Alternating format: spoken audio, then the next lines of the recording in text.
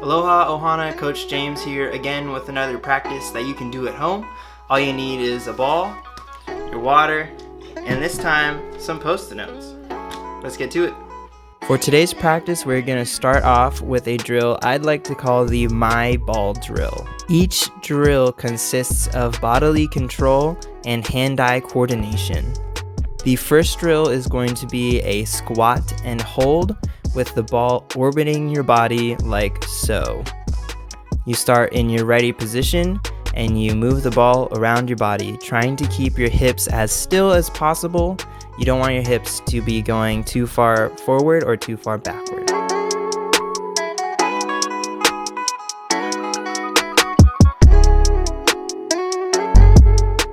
The next exercise is a one-leg balance with the ball revolving around your leg. It goes underneath your leg and then above your leg like so. You want to make sure you are completely balanced throughout the entire exercise, making sure that your knee does not move up and down a lot. The last exercise is a bicycle crunch with a little twist. You're going to put the ball underneath your legs each time your leg comes up. Every time your knee comes to your chest, you're putting the ball underneath the leg. And you can do this with your heels touching the ground or your heels off the ground.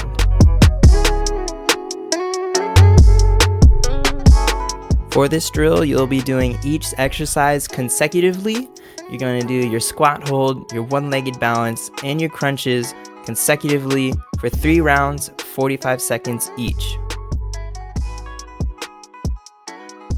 Up next, we're going to have our leg day circuit. It will consist of squat jumps. For the squat jump, you're going to be in ready position, shoulders over your knees and knees over your toes with your hands back. And then when you extend through your legs, your arms are coming forward. And every time you land, you're catching yourself, going back into your ready position and throwing the hands back, getting ready for the next jump.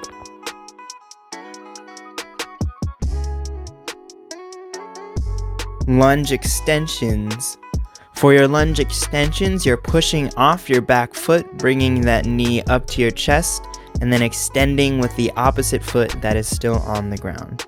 You want to make sure you are completely balanced, and then you want to make sure also that you are switching legs every time.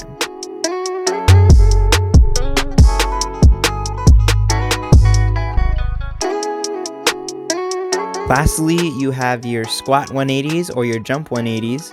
You're basically going to do a squat jump and then you're going to turn around in the air. So you're going to do a 180 degree turn.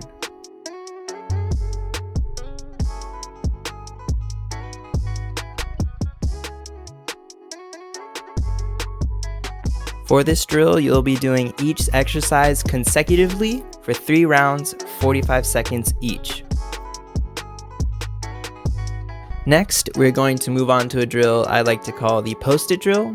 You're going to have 5 Post-its labeled 1 through 5 set up like so, with number 1 at the top, 2 to the right, 3 to the bottom right, 4 to the bottom left, and 5 to the left.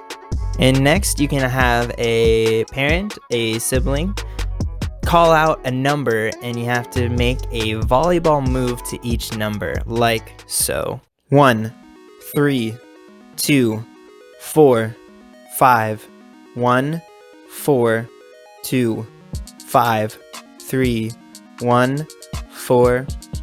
For this drill, you want to make sure your shoulders are always parallel to the wall. So when you step over to 2 or 5, you're going to drop your inside shoulder. So if you step towards 2, you're dropping your left shoulder. If you step towards 5, you're dropping your right shoulder. And same thing for 3 and 4. And when someone calls 1, you're jumping up and touching it. After a couple rounds on the wall, you're going to take your Post-its and you're going to put them down on the floor in the same orientation. Number 1 being the front, number 2 being to the right, 3 to the back right, 4 to the back left, and 5 to your left. And again, you can have a family member call out numbers for you and you have to make a volleyball move towards them.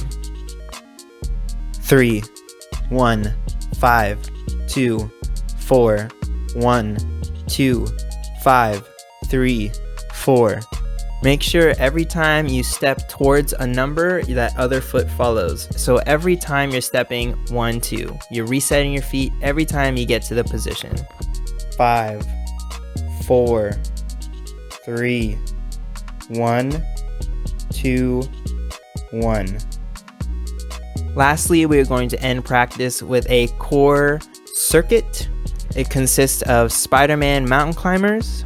For your Spider-Man mountain climbers, you're going to bring your knee towards your elbow, and then you're going to shoot your knee out as far as you can and push your leg straight back. You can do these either on your elbows or on your hands. Just make sure your hands or your elbows are directly underneath your shoulders.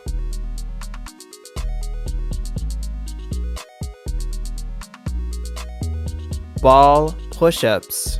For your ball push-ups, again, make sure your hands are directly underneath your shoulders and you're going down until your chest touches the ball. You can do these on your knees or you can do regular push-ups on your toes. And again, last but not least, we have our bicycle crunches. Make sure you drive your knees all the way up to your chest and then you get the ball underneath your leg every time.